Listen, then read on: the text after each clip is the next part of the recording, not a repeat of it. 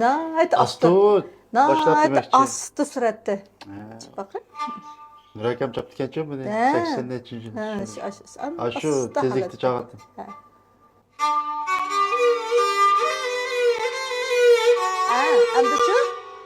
Endi başlanışıdılar kan kutuplu almasa, ahangni başta yeniklik bilen. Yeniklik bile.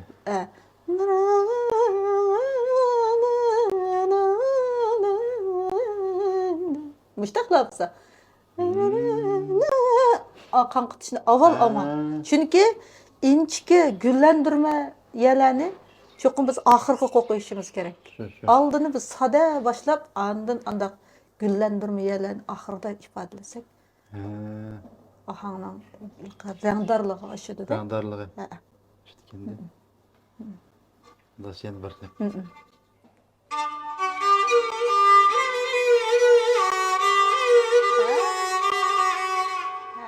Sade başlandı.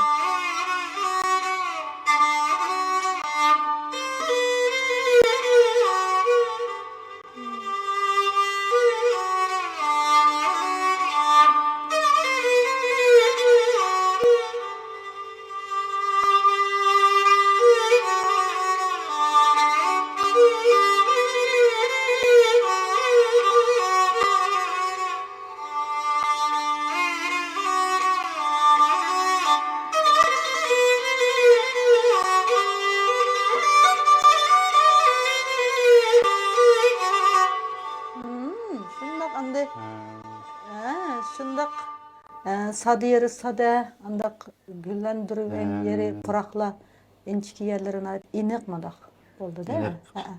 Arkanda ahangla şu müştakalat çelinsel, baştılı güllendirip ketmeyecek. Başta da pırak iliş kaldırmayı. Başta sade başlap anda.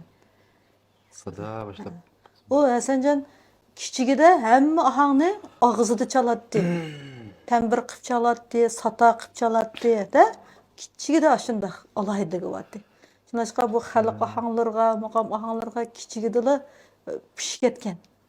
Shunga og'zdagi ifodalaganni qo'liga chiqara oladigan bo'ldi, keyin bu mashq qilib, ugunib, san'at sho'yanat o'qidi, hozir o'makda ishlayotdi. Shunaqqa muzik o'rlash jihatda o'ylig'ini qo'lida chiqara oladigan tarafda alohidligi yuqori Hasanjanning.